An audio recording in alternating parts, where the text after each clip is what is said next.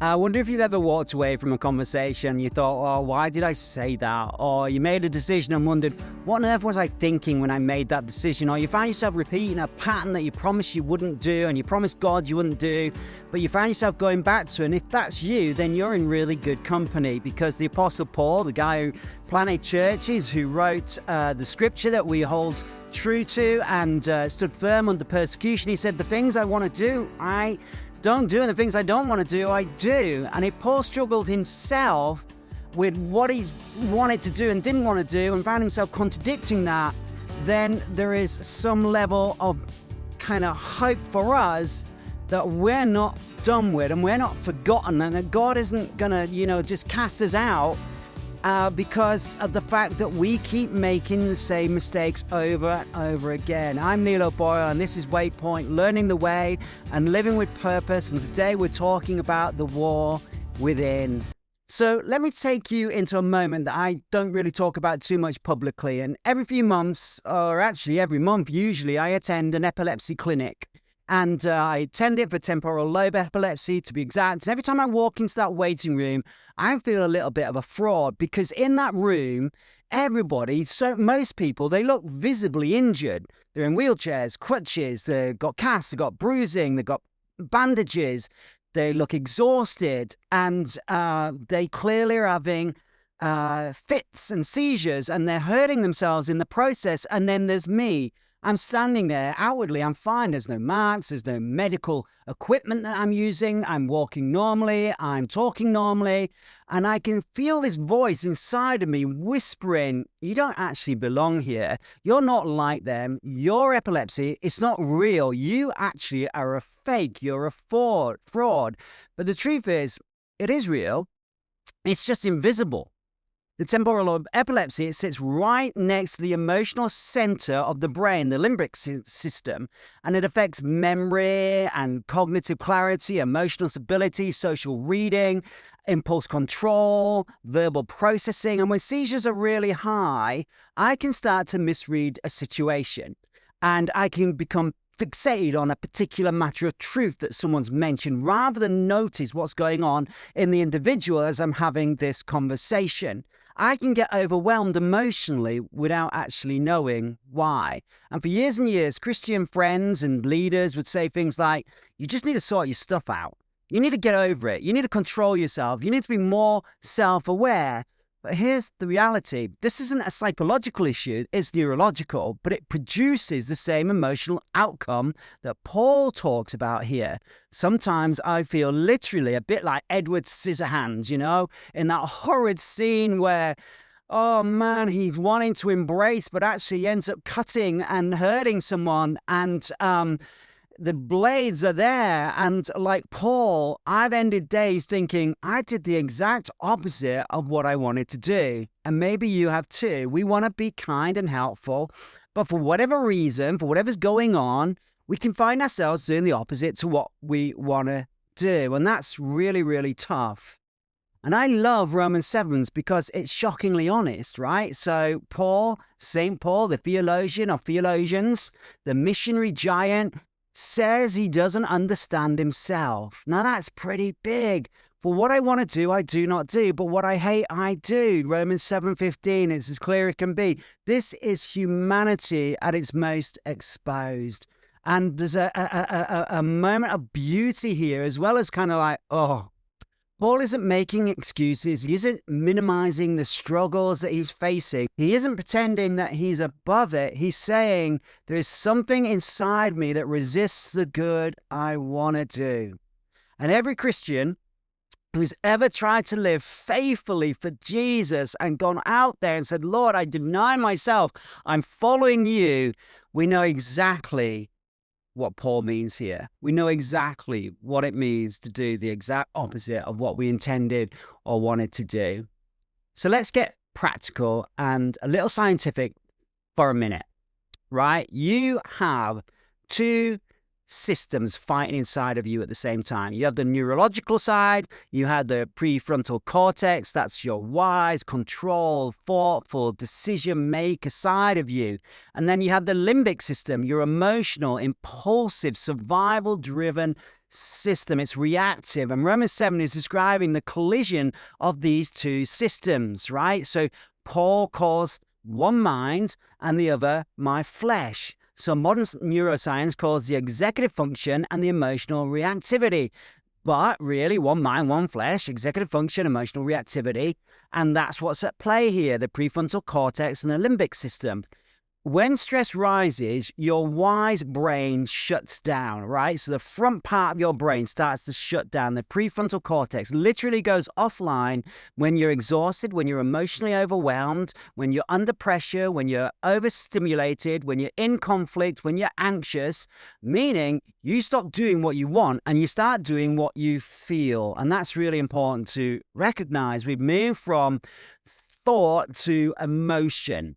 So for me, with temporal lobe epilepsy, it sits right next to the amygdala and the emotional alarm system goes off. And when this part of my brain is disrupted, impulse control changes, emotional regulation becomes uneven, frustration tolerance drops, empathy can flicker in and out, memory and clarity fluctuates, and my brain prioritizes survival over wisdom. And so there's a battle that's going on, and it's a very strong, intense battle. So when someone says, just be more patient or just respond better, they're asking the limbic system to behave like the prefrontal cortex. It can't. Not without medication, not without sleep, not without stability. It's not psychological, it's neurological, but it needs help.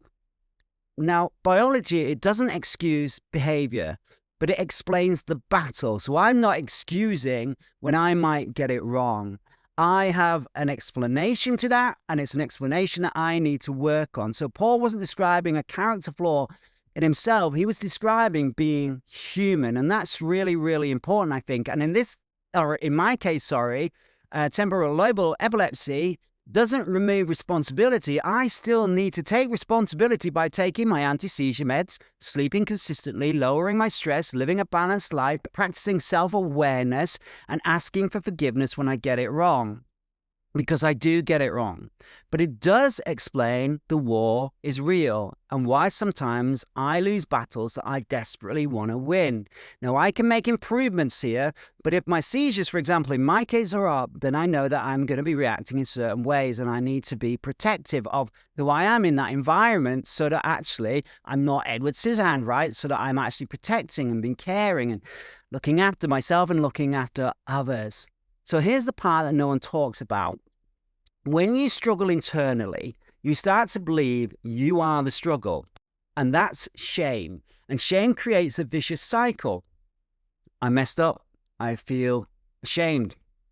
Shame makes me want to hide. Hiding increases stress. Stress weakens my self-control. And I mess up again.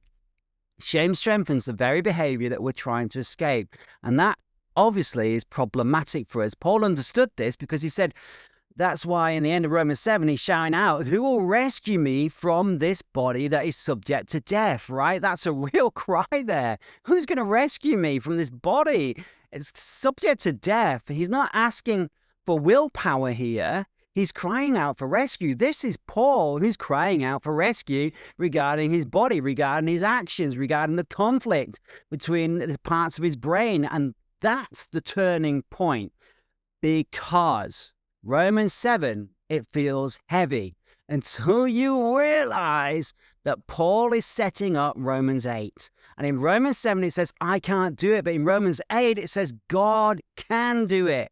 Paul is teaching is a profound truth, and it's so important that we kind of live with these two passages, these two chapters. You win it by receiving grace. The Spirit doesn't erase your humanity.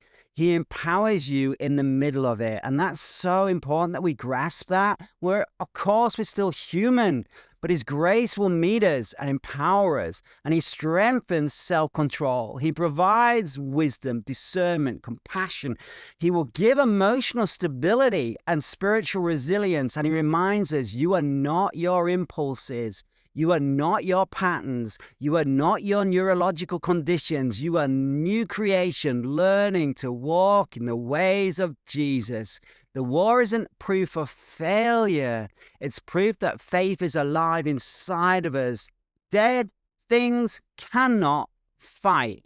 And as long as you're alive, you get to fight. And that's, again, really, really important that we recognize that.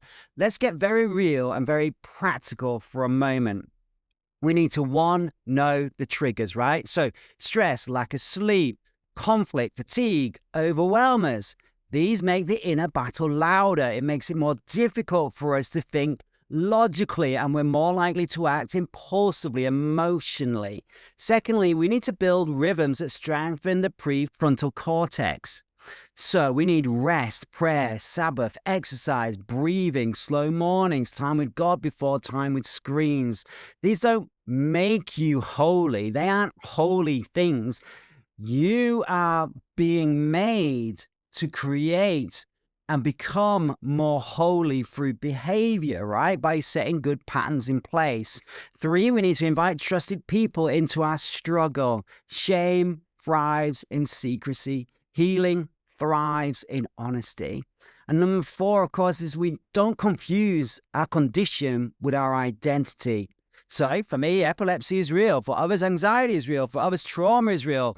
Patterns are real. But your identity is not your diagnosis. That's not who you are. And we shouldn't fix ourselves and say, so this is me. No, that's the wrong response. Number 5, we need to apologize quickly, repair relationally, forgive yourself gracefully. There may be people out there that you've got it wrong with, and they're not going to forgive you. But you get to forgive yourself, because Jesus forgives you. And as long as you try to do the right thing and you try to repair, then Jesus is with you in it. And that's really important. A stumble is not your story. A mistake is not your identity. A moment is not your destiny, right? And number 6, celebrate small wins. Every moment you choose grace over impulse is a victory that heaven applauds. And that's really important. Every moment that we choose grace, we say, you know what? Oh, I want to react right now. I want to speak my mind right now. I want to let them know. I want to write an email. I want to. Every moment that you breathe and you take control over that impulse, heaven is applauding you, right? Because you're getting it right. So here's the truth that really, really matters. Every believer, every single believer, every Christian, anyone who says, I'm following Jesus, they have a war inside them. Paul had it. I definitely have it. And you have it. The battle doesn't mean you're broken. It means that you're alive. And grace isn't for the moment you get it right, because we kind of have this mentality that, oh, grace is for when I first became a Christian. Thereafter, I need to follow the rules. And if I get it wrong, then there isn't grace for me. Right? Well, that's not true. That is exactly when grace is there for you. It's for you when we don't get it right.